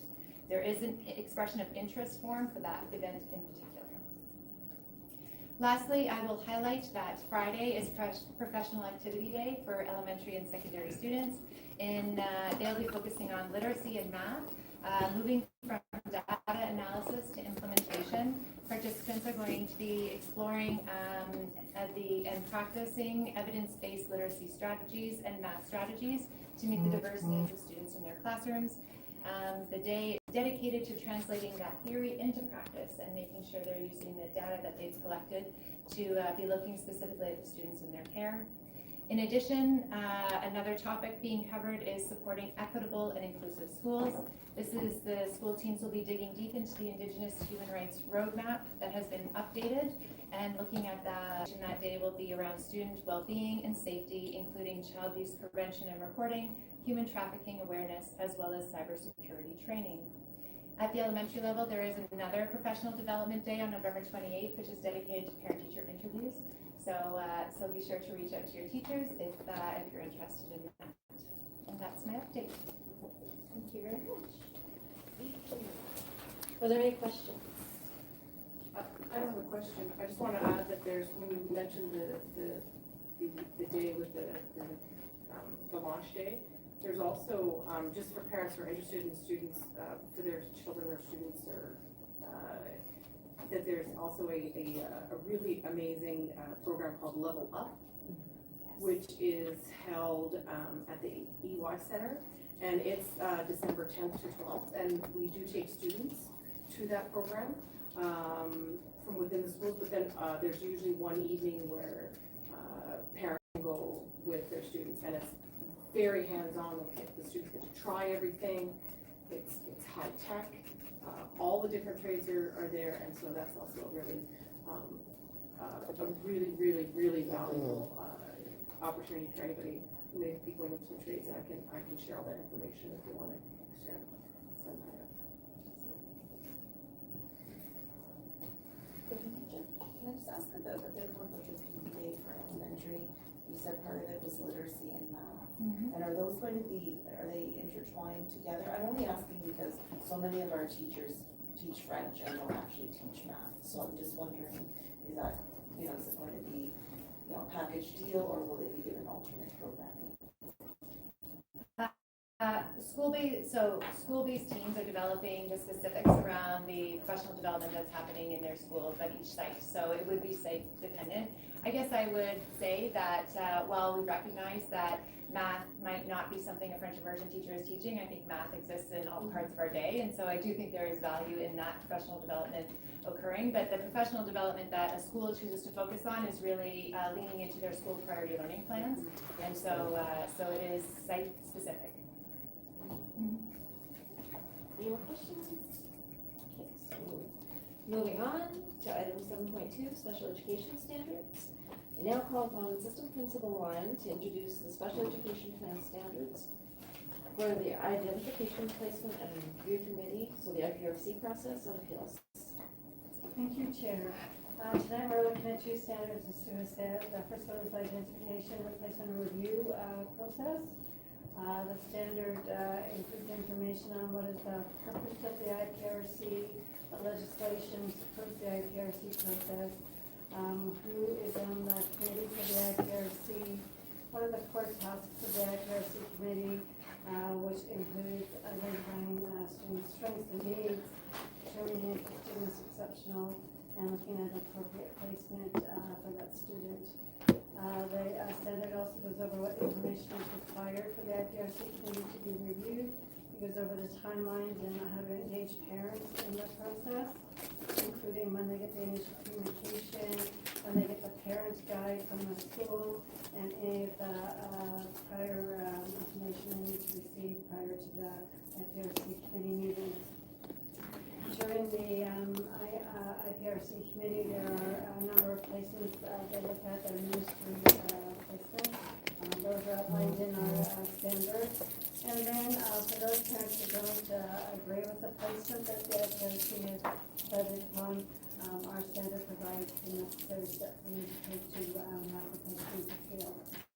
If you have any feedback, happy to take it here, or happy for you to share it via email or other form of communication to provide some changes to that standard.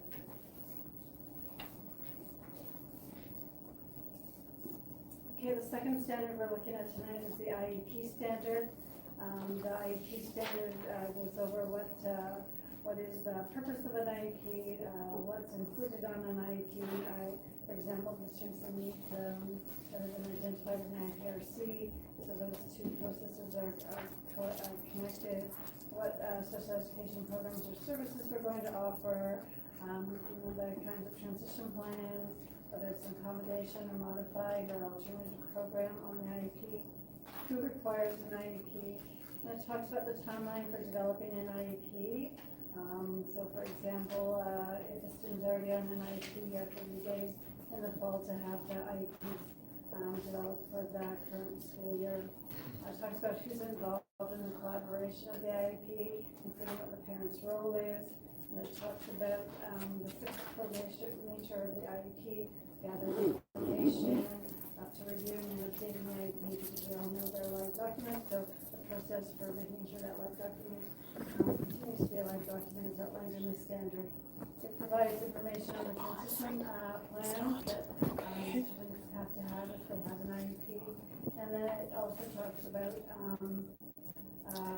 moving forward, where we store the IEP and how we have a platform for writing the IEPs and sharing the IEPs with the staff. I need to see them.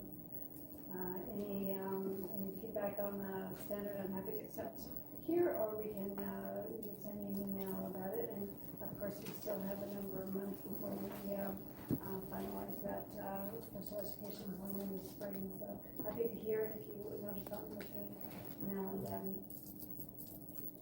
Are there any questions? Seeing none, we're gonna move on to item 8, which is new business. Is Sorry, there any mechanism like to see how well the IPRC and IEP is doing in general, like for the there's constantly a lot of progress, improvement of the standard and how it's implemented every year, constantly. It's just, we keep seeing it, there's just constant movement. But like surveying the parents, like it's really the parents that are really doing all the work, to my knowledge, trying to understand and do it for the kids. But is there regular survey work to see how well they understand the process and how satisfied they are to get a 360 feedback to whether that progress is consistent of what we think where we are and where we really are, so that way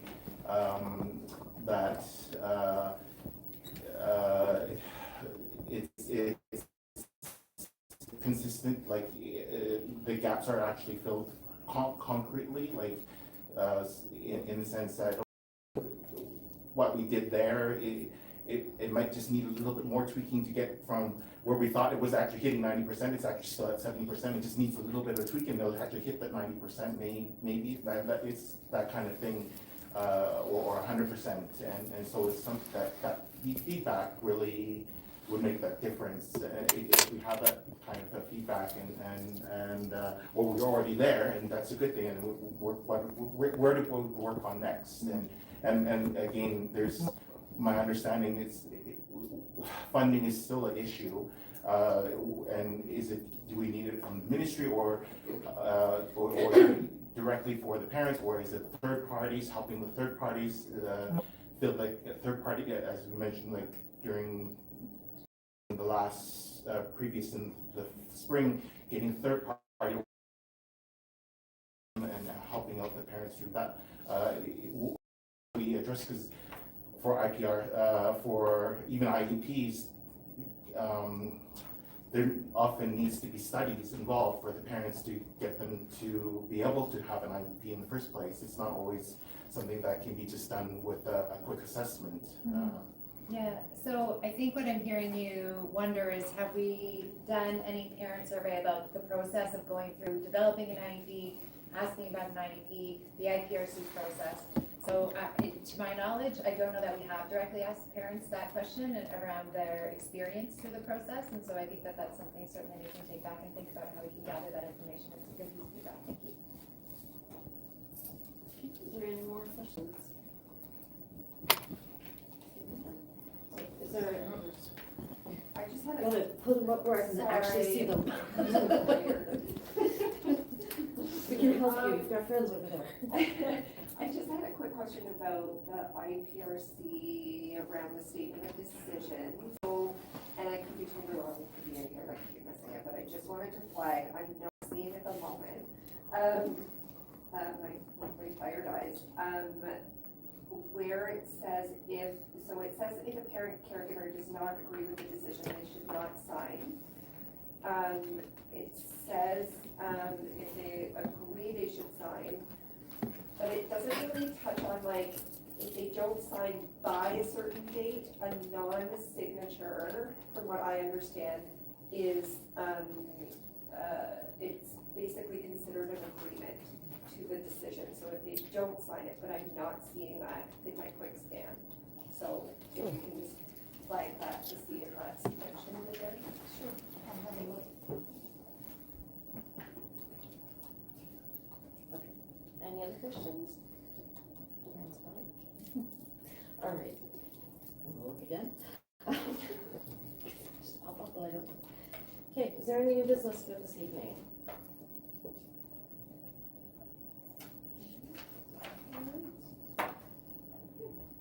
Seeing none? It says if form is not returned signed within 30 days, the accuracy decision is assumed and the next step in the process will be initiated. Perfect. Thank you. Sorry. That's okay.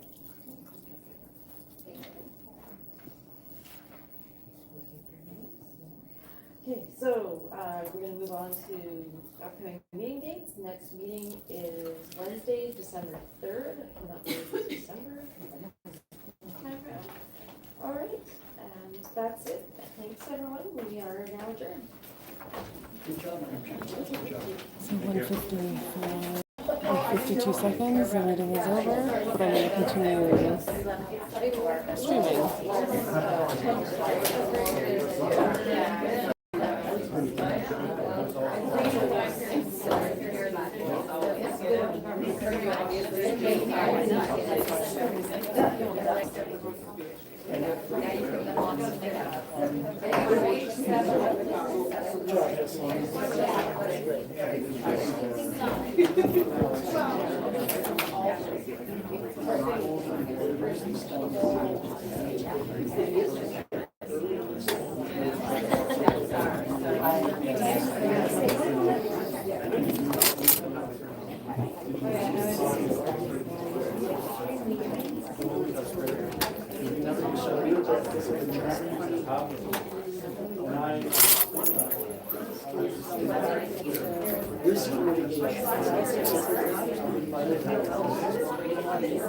But it's at least to say when they talk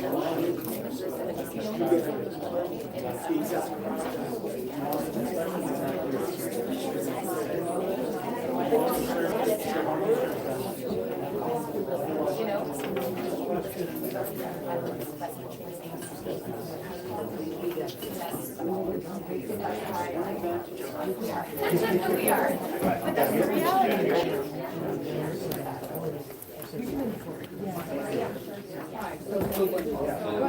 Voice, nice to meet you.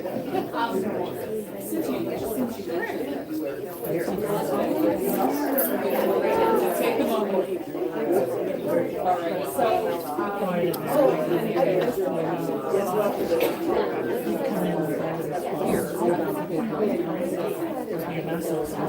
there was one.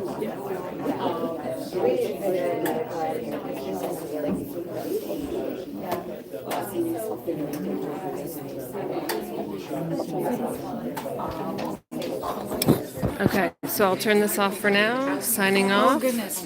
Was I being? No, don't worry. It was kind of put it down anyway.